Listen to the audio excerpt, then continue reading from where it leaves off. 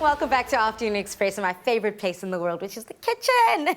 Now, with the month of Ramadan only a few days away, we thought that we'd prepare you with an entree that is typically served at the end of a daily fast. Now, samosas are the trad, but our corn and cheese phyllo samosas are fab trend to follow. SMS the keyword EAT to 33650 to get this recipe. I love samosas coming from Durban. Okay. Yeah, so I'm like, girl, you already know that you've got all my attention in the kitchen. I don't think there's anybody that doesn't like a good samosa. It's such a proper snack, lovely finger food. Where do we start? Okay, so first things first, I've prepared some caramelized onions. Okay. So how we do that, hot pan, some oil, some onions, we brown that. Then we add some vinegar, some sugar, make it nice and sticky.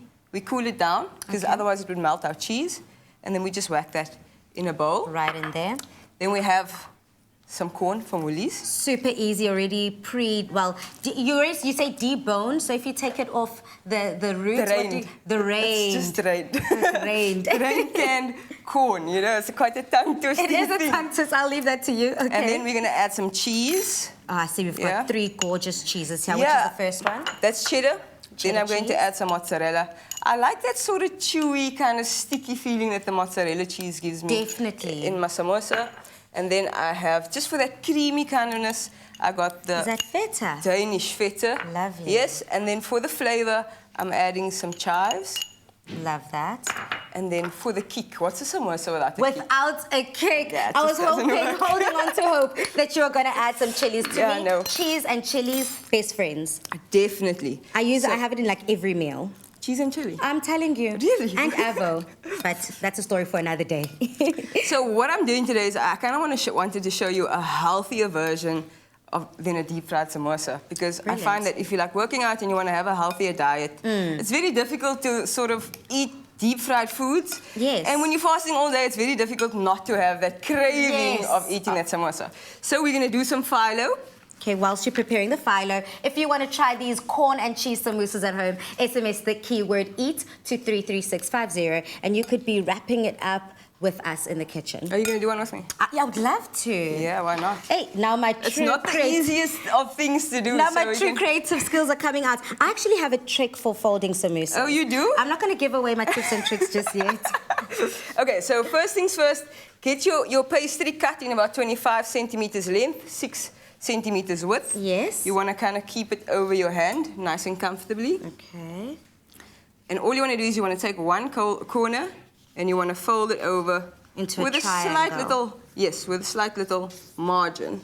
Okay. Yeah. Ooh, and the margin, do we need that to stick down the samosa later? Well, actually, just to protect our filling from sort of falling out and so forth. And then what we're going to do is we're going to take that triangle and we're going to pull it up into the next corner. Okay. So you kind of want to be stuck with this, so it's like a cone.